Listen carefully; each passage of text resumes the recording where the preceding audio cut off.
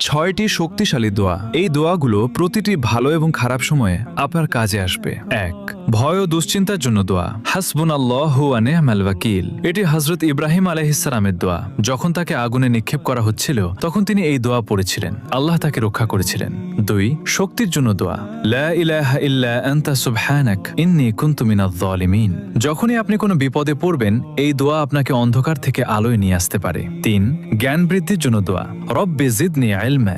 ৪. যে কোনো কিছু পাওয়ার দোয়া। রব্বি ইন্নী লিমা আনজালতা ইলাইয়া মিন খায়রিন ফাকির। এটি হযরত মুসা আলাইহিস সালামের দোয়া। যখন তিনি একা ও বিপদে ছিলেন তখন এই দোয়া করেছিলেন। আল্লাহ তার জন্য পথ খুলে দিয়েছিলেন। ৫. বরকত ও রিজিকের জন্য দোয়া। আল্লাহুম্মা বারিক লানা। ৬. মনের কষ্ট দূরের দোয়া। আল্লাহুম্মা ইন্নী আউযু বিকা মিনাল হাম্মি ওয়াল হাযান। এটি হযরত মুহাম্মদ সাল্লাল্লাহু আলাইহি ওয়াসাল্লামের দোয়া। তিনি কঠিন সময়ে এই দোয়া পড়তেন। এটি মনে প্রশান্তি এনে দেয়। সবাই কমেন্টে আলহামদুলিল্লাহ